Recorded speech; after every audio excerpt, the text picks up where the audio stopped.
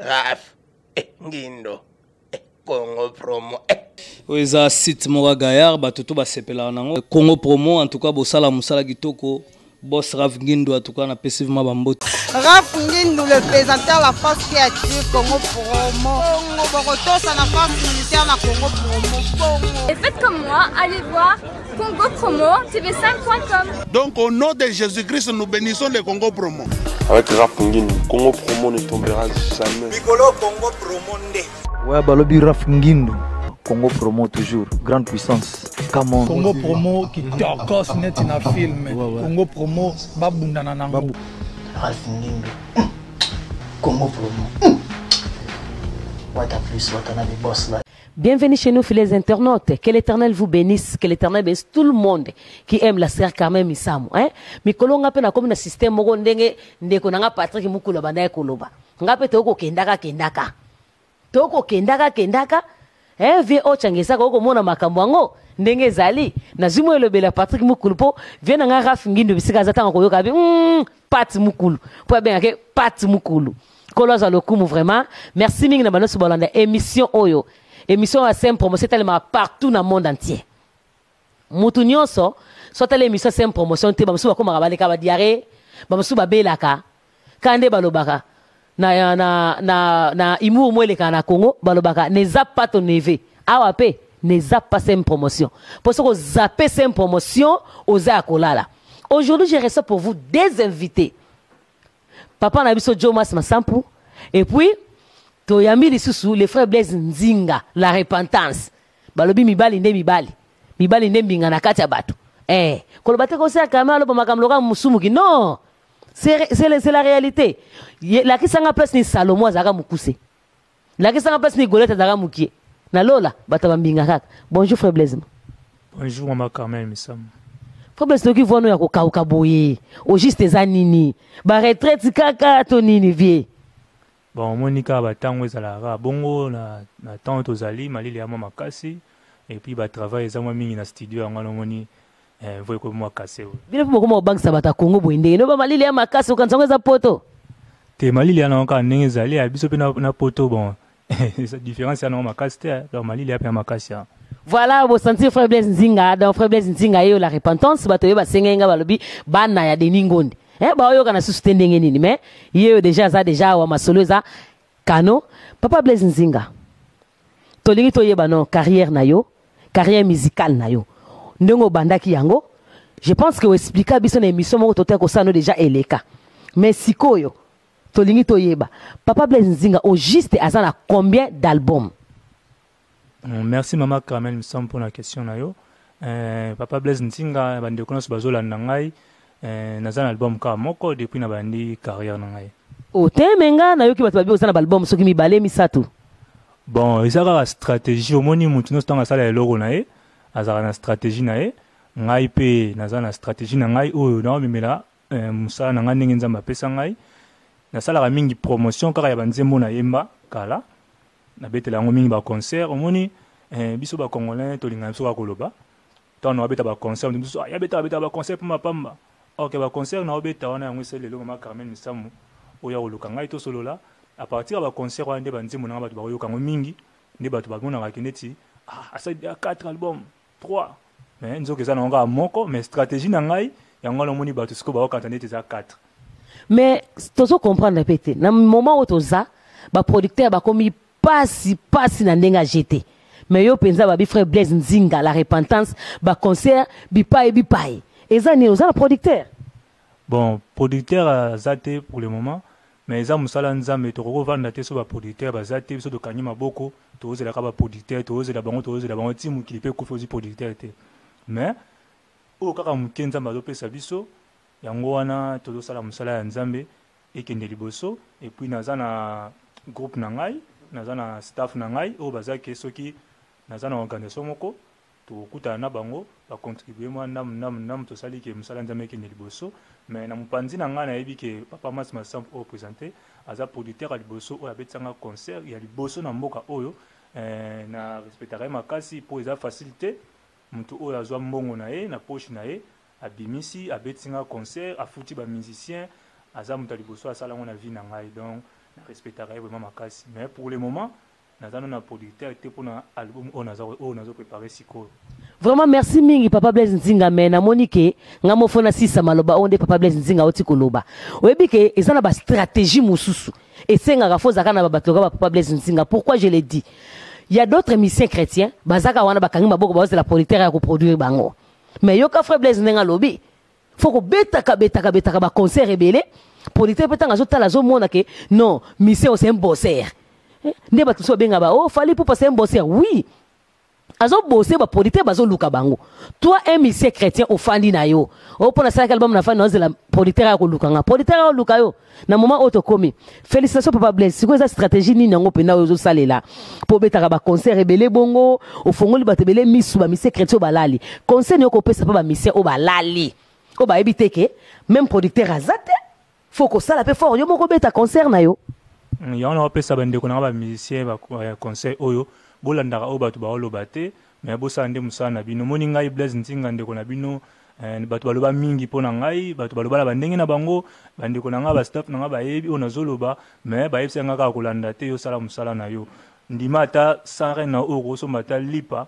olia na ndako mais okotisa yango na mosala ya nzambe ndenge moko mpe bapaster baza na baséminaire na bango aorganize séminaire azala na producteur te paster aorganize séminaire na église azala na producteur aza na producteur te mabimisi mbongo na ye asalisi bafiche aluki asali organisation moko ya be bato mpe baye séminaire basepeli te bapaster bazala na mbongo Papa Blaise tika koloba bonke bapaster bazala na mbongo te bazala na mbongo parce que ntango okende église ta baloba noke pesa $100 pesa $200 eya mbongo par rapport na yo artiste te baza na mbongo na bina sens ya baproducteur aya pa paster te mpona aproduire asala séminaire mais biso mpo tosala album to concert fo producteur azala mais so tolandi kaka bongo na ndenge baproducteur baomonana te ezala mpasi mpo na biso esenga biso moni oyo tozala baboxer mpo nini mpo mosala ekende liboso yango lomoni nga stratégie na ngai ezalaka nini nakendaka na luki so namina beta na salle peut-être naza na mbongo bafuta salle te naye nasololi na paster moko boye oyo église na ye namoni ke eza bien nasololi na ye paster naye nabeta concert na église so ye paster apermettre nga nabeta concert na église napesi nga salle na ye nabeti concert neti na yo tobeta de concert na nga awa na église ya paster Jano na retreat moni biso bakongani tozalaka na beti kaka de concert akomi na église ya paster Jano nakomi kuna te me nakende nasololi na ye apesi nga nabeti concert nde nalobi kaka moto abetisanga concert eza kaka papa oyo aza pembeni na ngai mais oyo nyonso etikali wana nazobetaka eza bastratégie mpo nini bato bayebaki frère Blaise azalaka na Cape Town mais frère Blaise na kati yo te ya mobale nena tuna boye pourquoi aujourd'hui les églises et soutenir les sous bato te et soutenir sous le bato te que mon ndimi moko asambelaka place wana to soutenir ye abeta concert qu'est-ce qui ne va pas aujourd'hui entre les musiciens chrétiens na bapasteur omoni problème ekoti na baéglise na biso lelo na bapasteur entre bapasteur na bamusicien chrétien eza biso moko bamusicien moto tokotisa eloko wana mpona nini nalobi bongo ngai nakozala na église nayembaka yo mpo oyembaka wana mpa yembaka soki ngai na biso album na ngai soki ngai nasoi na pasteur to na église nabeta concert yo musicien osala zuwa to jalousie ozala nango ya nini mpo tozosala mosala nzambe soki osali yango nga fona sepela to ngai nasali yango mpe fo sepela mais kaka biso mo bamusicien soki omoni ke frère wana asali eloko boye oke pa pasteur oke ointerprete likambo ya mabe o pasteur tala kutu betabe pasteur mpe ora tu aluka asolola na yo asali nini akansele yango soit aboyi obeta concert apesi baexplication moko boye moni yango ekoti mwa désordre ekoti na place wana ezaki motema mabe na biso moko bamusicien yango esali eloke bapasteur bakoma mabiso na makambo oyo ndenge oyo toloba. Ok, merci beaucoup. Nazaki na question mona ngana tuna. Question on a bongisa ngona tuna omi ba musicien chrétien. Mais le cas na zape en Afrique du Sud, c'est un moment malamu pona tuna question wana. Frère Blaise, qui est un vrai père spirituel? Un vrai père spirituel o ngana ko yokoloba. Neti exemple, ne bamusu baloba ke pasteur waza père spirituel na ngai. Est-ce que bon, je ne sais pas, qui est un vrai père spirituel ya mutu na sena moi? C'est Jésus-Christ. Parce que papa ya molimo nde bato bazoloba lelo peut-être bato so papa na nga pona osama na église na ye nda komi père spirituel na ngai to pona pesa nga baptême na église nde ni papa père spirituel na ngai mais pona nga yebi le vrai père spirituel c'est Jésus-Christ. Donc ba pasteur na stoko benga ba père spirituel. Baza ba deuxième papa na biso donc premier père spirituel c'est Jésus-Christ. Soko na bi yo poko benga pasteur no ka père spirituel. Et on a bien encore benga père spirituel na ngai na sens neto ba peut-être yende abatizaki ngai peut-être que yende atalisaki ngai makambo ya nzambe ndenge to koloba to da papa na poso de père spirituel na papa peut-être l'église na ça mais la pasteur na c'est le long na longue église na commence à mener l'église mususu. Mais ce que pourquoi bobenga ba père spirituel mais ba sala ba makamo mabe yango na to ba le vrai père spirituel c'est Jésus-Christ. Ah donc c'est bon bana boka ba deuxième Cléboa moyena lo bananga susu ezate papa na ngai Jonas Bisika zali babi les doigts d'or soka salelio affiche noki posa se mara la mukaya ka toke koluka eto sala affiche moko incomparable quoi donc bana ba affiche banda na mokili na tambola mais pardon na sous ça souté merci mingi à côté des frères Blaise Nzinga papa na biso Jomas Masampu tozo comprendre te tozo comprendre te na bato ba na Congo promo ba comprendre te ba mulika mutavani ba siliki ibenge mbadi azawa na ebite soke loko ne lingele kawa bolanda papa s'est présenté au juste batbali yeba aux anani ya ngai naza komona na Jomas Masampu naza ancien joueur ya avec club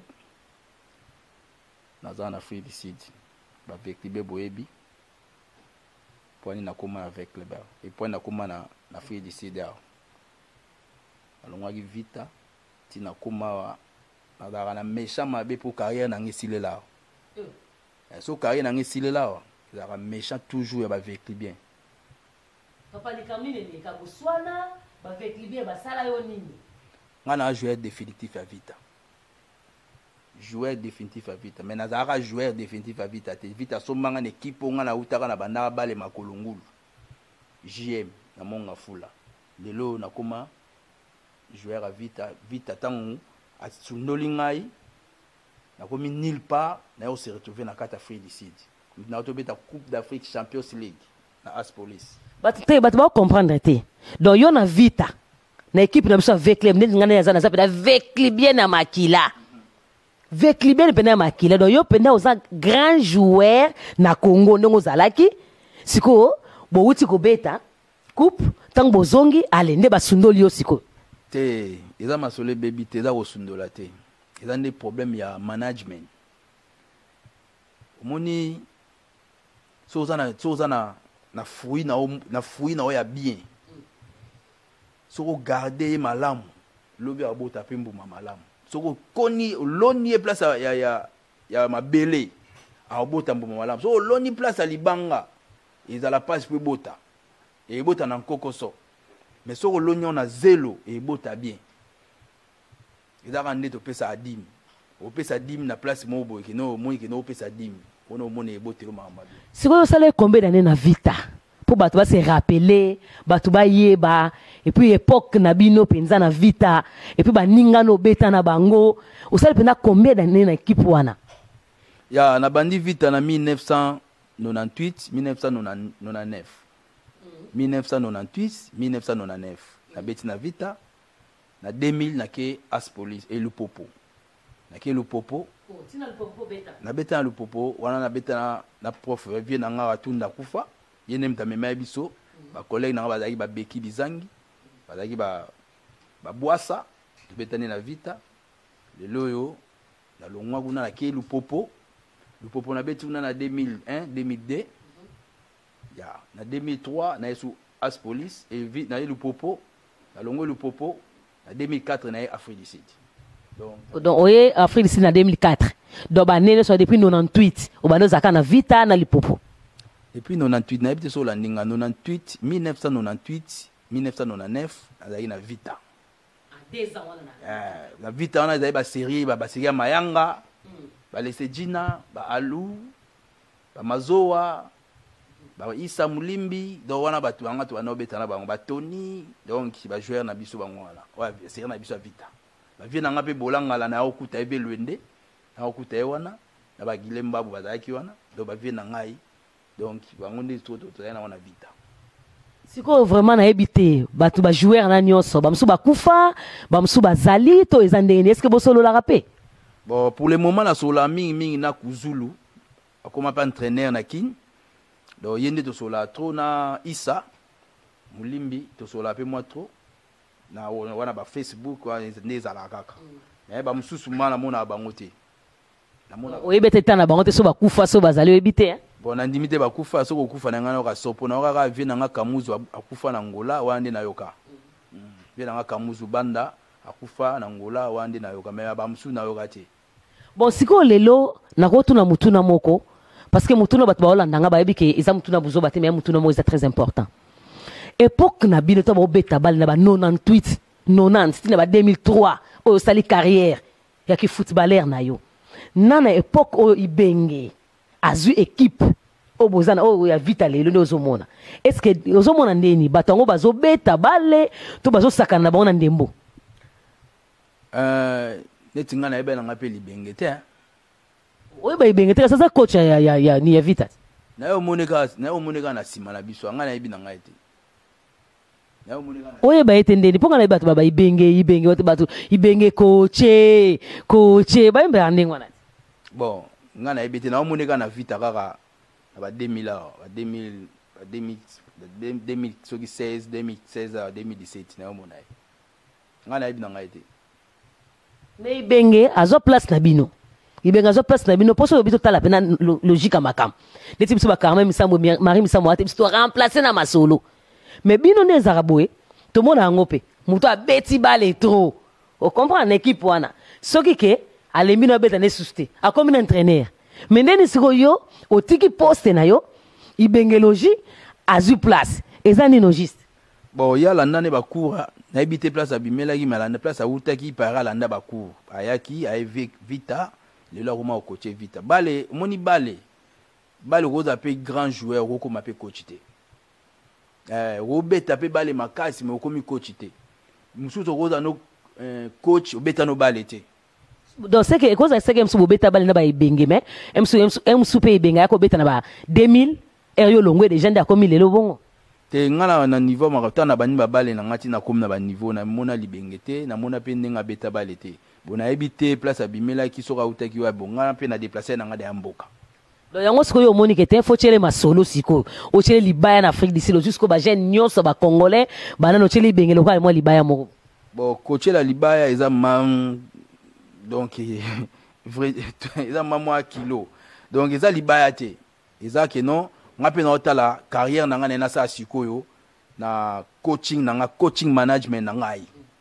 na ta sko carrière na nga e ke ndenge nini lokwa na tika de mamba ya obeta bale siko na tala coaching management na nga e ke ndenge nini na osala carrière wana ndenge nini pour lelo te lobby te to pesa ta 5 ans après 5 ans ils na ndenge nini mais les camons le beza très important hein au sali carrière na yo après avoir au sala carrière na yo siko yesiko comme siko donc entraîneur ozo entraîner siko batu ozo sala siko management na ba joueur mususu so conseil oko pesa na bato baza pe batika bale kala bavanda na bango ba osa musala ozo sala te wana pour na carrière na ngai na zande na tango bima ma carrière na nazonga mwa mke wana pour na carrière ezande na kati de carrière na sisité pour ngande na abo na minute ne na abo pour na beta na déjà na âge na komi na ngome na beta na carrière na nga ekatani po nini epesi nga ba stress mo stress ekata carrière stress ekata carrière donc au mona ma que non o beta ba les positions ezate o beta ba le na mukanda te ekata carrière te me wana ezaki père mo faut comprendre ma monsieur ezaki na bamboka na biso ba Congo po Congo atoza joueur andenge nini ozobela bakotiko okufela wana basunga na bango yote po eza mambo kabila donc kabila nenga za wana ata ozobela ata ozosala soki nini donc ye akokipe na ete deto mo lelo ibenge soki lelo mutu abeli kuna ibenge ka akosangisa batu balukelo solution makambo ngo ndenge zalaka ekati susu wende na otiko loba carrière na yo sikoyo ndongo otiko loba kende ozasiko en Afrique du Sud okomino manager ya makambo abale na oto pozo question que choli ibenge libaya mais lobi ko choli libaya te mo poursuivre kaka nini parcours na yo siko ndongo otiko loba stress ango ya nini ya parcours na ngeza boy soki lelo yo na ye awa o ya minga na émission parce que na ta soki non moni vita nazaki joueur à vita définitif normalement vite fait a suivi na ngama ramunyoso ya mo na kata carrière awa ko chali baya na ba no ko chali baya na cheli bengeli baya te ngane na abo ngasko na osas ko carrière o ya coaching management donc o ngana ko musala ya ngwana tala siko ke non après 5 ans nango eza ndenge nini po nga na uti une équipe moko boye oyo soki ezalaki na soutien ya bien oyo soki ezalaki ma na encadrement ya bien oyo leo na ye mboko naomona bakager tifa bapirates basundowns encadrement soki biso na vita mpe ezalaka ndenge wana bayima na balupopo bamazembe babilima mais tobima mboka te ata kutu pasi yango ezali mais joueur yanga azalaka ava bima passeport basali makambo ntango akóma na équipe mbala moko masolo esalami mais oyo biso boye lokwa kaka keno omoni nzinzi atambolaka yebaka te keno oyo naokende wapi akokende gauche akokende droite akokende liboso akoki kosima donc nde tokomana si je comprends bien donc soko obetaki te na Afrique du Sud awa c'est par rapport ke ndenge obimelaki kuna na evita effectivement eza ndenge wana donc nde nabimaki donc encadrement ezalaki te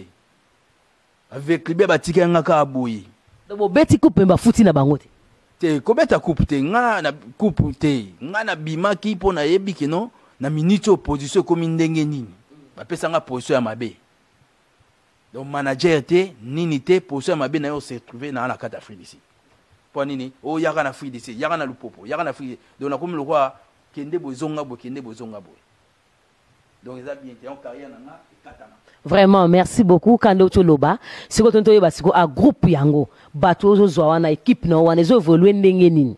Bon, pour le moment, nazana nous na manager te o keno to kosani ma solo, mais nazana ba proposant nga déjà na proposer o keno na minute yo to ko ça moi quelque chose. Mais entre tapé, nazana posa surtout mingi. Na ba vécu bien. Ba vécu bien. Au président Vita au neti balibenge ngana na posa ngana fronte parce que ngana makila ibenga ndima bote kutu ndima Claude Leroy te babeta bale so aboya Claude Leroy bon yonda ko ndima yo ngana biteka ndima ngai na moninga te ngana moninga te loko te na oloba na ba vécu bien na posa que non na za na collaboration na ba vécu parce que Vita eza équipe nanga Vita ngana vécu bien makila nasi apa ka vert ezate bo mona mais vécu bien madong ya makila donc équipe no aya o équipe a ko champion comme Vita te ay goza na komba Vita te équipe a eza équipe te eza to sala oh siko chango komba Vita te ndenge ni po yo bimi na Vita bon na ko chango komba Vita te parce que comme pe na ko chango komba ya JM po na uta na JM j'aime ce équipe nini wana parce que ba trésor pour tout gaga ba biscuit mbala ba bima kuna te siko ndenge ni yo mamo ko ketchon kombo ya soki JM les équipes to ebité quoi ba bima na équipe na bango ya côté unanga na bima na oya monga fula JM donc JM on les équipes o sala lelo ba joueur belé pe bazali comme équipe musu ya papa modogo sala na lemba donc ndenge JM pe sala équipe et ça ba joueur. OK, merci beaucoup balandino sur la Congo promo bo Holanda bomoni papa na biso Joe aza ancien joueur ya Vita. Donc au moins ils sont kutana batabwe na vie faut ko sepelaka parce que za na batumso bazala ko ba icône. Eza batumso ba beta ba bale na vie ba kufa na bango ba mona na galisusu te. Ba biso ba joueur na biso baza éparpillé par-ci par-là mais le lonza ba sa biso grâce to kutani quand même naye. Alors grand frère nanga Joe elone ko sa ba konzambo quand même sous président biso ko tala pe lokoyo. Pour moi ba biso ba kansandeni. Joueur moi ko za la libanda na mboka ki akosa makama malamu te. Pour en Afrique du Sud. Or, ici en Afrique du Sud, il y a beaucoup de Congolais. Au Baïpe Kobeta Bali. C'est qu'on a initiative aux Zui. Ni ne koye bisabango, na cadre peut-être les sungi pour osaka amutu. Na ba bien na onde osala ozosala. Na mo bozino muke mais ni ne koye bisana bato ba Holanda yope na kati ya Afrique du Sud. OK, merci na question là. En tout cas pour nangai nazo pesa mingi conseil na communauté congolaise. Communauté congolaise yeba ke no bato babima libanda.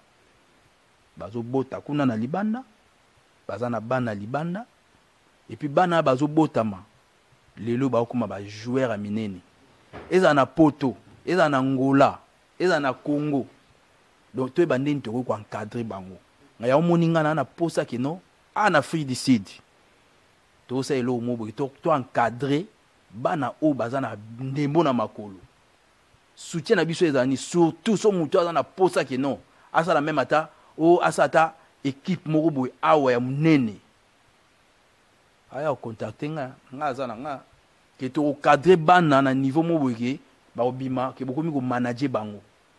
Qu'est-ce que signifie management? Management na ko pesa réponse nga moko.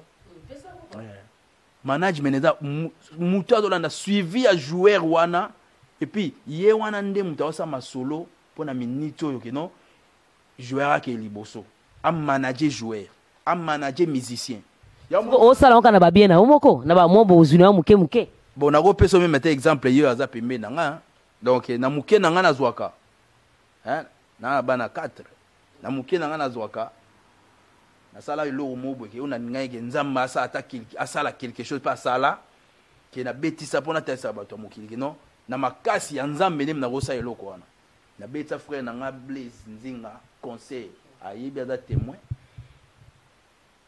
ngai na dara na producteur aliboso ye Jomas Masampo na taye na nteke non funa mona na ba Picho Bianchou na mona na ba Richard Chite na mona na te na taye bongo te na mona na ba Lontin te na taye bongo te na taye non na bisi na poche na nga na beti conseil comme pe na obunda na pe na bimeko bimisa na poche na nga muke soki na zwi muto alingi to sa ne association na nga maboko polela bazali eteke bosana na bonde ti Congo mbongo na biso na Congo bima ekenda pa bapaya ti hein mbongo na biso ya Congo bima ekenda pa bapaya alors okosenga pe le na mokonza mboka to ya André Kimbuta père à Patrick Sali esika zali akokende pe ko solo la peti via na ibinga bana vita ti tiko na olobeleni siko yo moko pe no biga ebe bana vita lela lisangu yango na lela nani na lela nzambe o oboyi na okolela pa vie André Kimbuta te na lela nzambe nzambe ndiso a touché motema ya mutu wana nga ko kete na lela e pour na kuna vita sa ngani. Voilà, comprenez-moi, mon sebine mo bomoni, moni joueur azaka joueur, en tout cas joueur, star aka star. D'abord ne kole labino. Mais moi, en Afrique du Sud, ma solo ya elengi ezali. Merci beaucoup, Papa Joe. Tozongo na Papa Blaise Nzinga. Papa Blaise Nzinga. To mona yo kaka. Tozongo noka nengoza. Voix ekei mingi ba retraite. Mingi ba retraite pour na préparation à concert. C'est quoi préparation à concert ezandeni? Non, préparation à concert ezoli kana bien. Déjà to banda ki yango déjà depuis mois passé. Na bande kuna nganya studio ya staff Shilo. Dans Chilo stratégie, tout ça na ba pasteur bazana kati kuna, tout ça na ba ocho bazana kati, tout ça ba so star bazana kati. Donc tout ça na penda pour l'organisation à concert wana préparation c'est les canons bien. Ce qu'on a évité en tout cas balandi boyo capacité parce que balobi nous autres mike bokonoté. Maintenant comprendre frère Blaise Nzinga problème nezani ni ko benga ba misema uta poto ba beta concert et pour ba mission ba nani ba Michael Jackson ba na ba beta awa ata yo moko. Papa Blaise sans producteur, kane producteur na zabwe Papa Joe bobenga ka ba mission na ba uta poto ba beta awa ya ba mbonga bien bo futela bango omonika ne tolobaki papa Masaza awa alobaki yango déjà avant kota alobi ke ata ayebaki te me lokola yebe on kaka lelo akoti maman masolongo po biso toza na biso ya nzambe donc tozo forcer te mais muto mona kaka ye moko abitenga fona soutenir yo donc toza na batu o nzambe tushaki mitema na bango o bazali ba kosunga biso ba ndeko na ba ya to fêter na bango elongo donc la célébration concert donc tozo célébrer tozo komisa ka nzambe. Donc, si on a mis 6 mois sans reine, na pesi, et ça, on a topé sa dîme, on a topé sa offrande. Donc, on a pesi, on a bêté, on a pesi. Donc, yo penza ba tout l'empara ba mona peleve. Ils ont bon ndongo lobi maman. Te, ils ont dans lobi, te yo mo mi lobi la ke ba tout l'empara ba mona peleve. Pour mama bo ezala, te pesa ko date ya concert ngo. Donc, concert on a biso d'aller le 3 décembre et que za na Pérou, na église au bino na so ba na Cape Town boyebi, na ACK Church. Donc, boya ebele.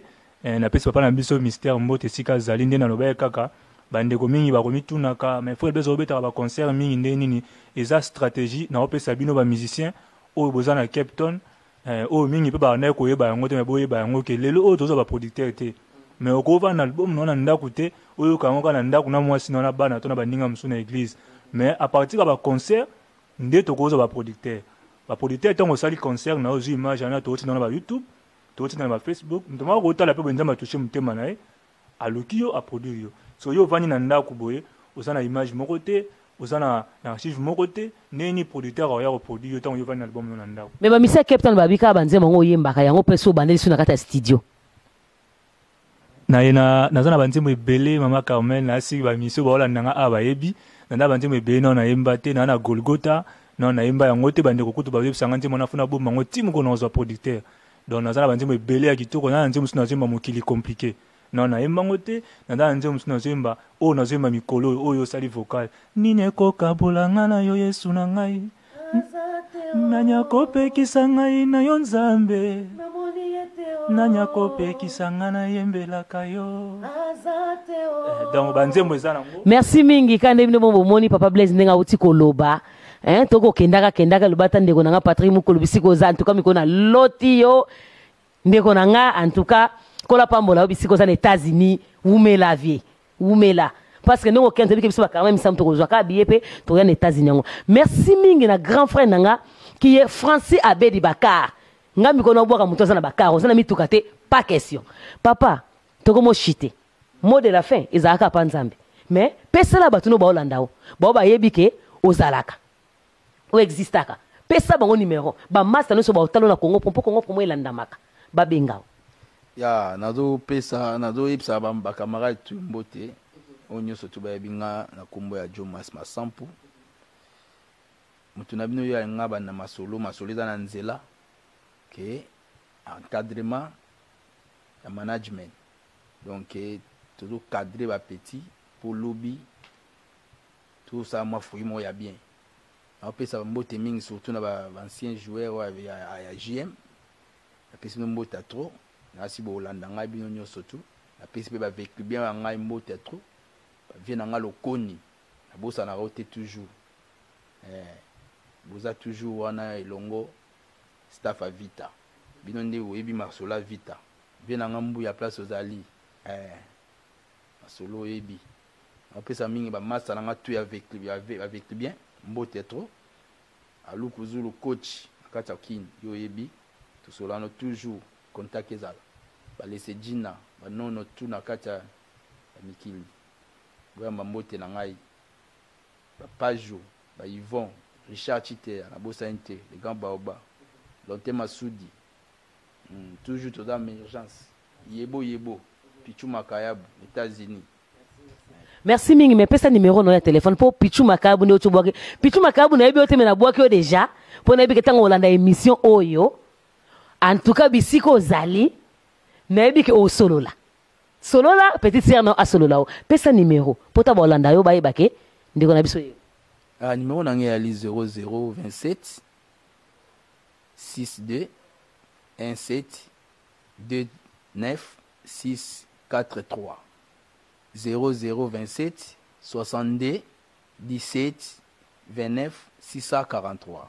Merci beaucoup papa na biso Jomas Nkola Pambola vraiment bisika nengo yaki na invitation na biso oyeti pa na biso to yamba on émission oyo vraiment Nkola Pambola yo en tout cas bandeko na biso boye ba ke ba joueur na biso ba beta bale na Congo ba pesa lokumu na Congo bazana na ebele kwa tozongeli papa Blaise Nzinga to chiter na biso mode la fenzaka pa nzambe mais nini okoko promettre bana nzambe pour na concert wana ndenge nazolo bakaka le 3 décembre bozanga te bana ya Cape Town bana ya Jobu to bengisi mama Jolie ngoma arozala awa papa na biso boss arozala awa tozana bandeko ebele bazouta Jobu ba yiba rozala bandeko ya Allemagne mama Ines arozala awa sengi po zana moya osomba bien na oya awa oye bandeko ya Angola pe na yebi ke bokoya mais na bosani te kotanga pe ba invité na biso na invité tozana mama na biso Geraldine arozala wana Geraldine Odia tozana papa na biso Titi Toko tozana papa na biso Donaka Inda arozala wana tozana mama Carmen Misamu pe arozala wana tozana bandeko ebele fona biso Salomo arozala wana dans ba mise belé à Cape Town na bengi bino boya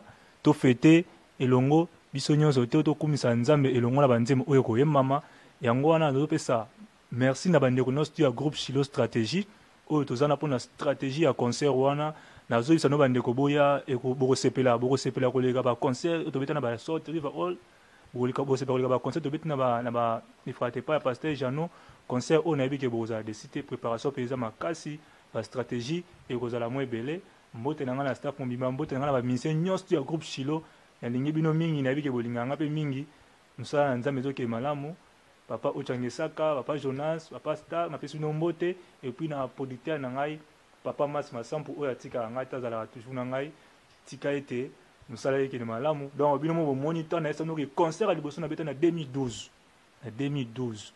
dans na habité tango na msusu na wa bande masolongo te na 2012 concert de bosso na beta producteur na ngai papa Mas Masampu donc ndamba pa molaye alobi susu akoti susu masolo ya concert oyo ya le 3 décembre donc bosepela bana nzambe bozanga te boyebi frère Blaise Nzinga soki mpona kobina tokobina soki bolingi mpe la repentance tokokota na la repentance donc toza wana mpona bino. Merci beaucoup. Mais numéro de téléphone pour la batte Bolanda. Numéro na ngai eza 00 27 84 79 79 22 6 00 27 84 79 79 22 6. Merci beaucoup. Et là, c'était CM Promotion, cette émission qui est suivie partout dans le monde entier. Que l'Éternel bénisse mon boss qui est Rafengindu. Hein? N'habite sur le bani boss nangai. N'habite sur le banini. Sur la vandiga Natalio Kabo image. Ida Congo Promo le côté lango apivier. Pour Congo Promo ils ont lié ba site na bango. Donc Congo Promo ezindi sa Congo elengi. Yo muta Congo elengi soki okotel melanga ezindi sa bino quoi. Donc voilà Congo Promo et ça la kamba kambuya elengi. Awa soko za mutu ça la raté olekate. Hein? Merci mingi na cameraman nanga papa Och. Merci mingi balbi 5 étoiles star. Merci mingi na papa Jonas. Merci mingi na manager nangai qui s'appelle Blaise Nzinga babi mukeme bokonote. Merci mingi na ngamo Carmela misamu la terminatrice mama de mama. Et merci beaucoup na mama Yvette. Kolo mbonda jekamine. Maman appelle ça nga maison soko talika ka mama Yvette. Yo mo talika niveau moi si wana. Ah te. Non na monate. Merci mingi na bana nyonso et merci beaucoup aussi à ma petite sœur chérie. Hein Ritmi Samu. Merci mingi na bato so babala lokwanga. Poso na no balite motema pasi. Merci mingi na mama Cathy et merci mingi na Patrick Iguana. Almighty Filigrama à dollar. Kola pambola yo, apambola Vanessa Diasonama. Babi Black Diamond. Et merci mingi na maman Irsile la chati. Kola pambola bino bisika bozali. Vraiment, cette émission est comme une asuka. Na bandeko nyonso balani émission oyo. Donc, écoutez-nous sur la prochaine fois.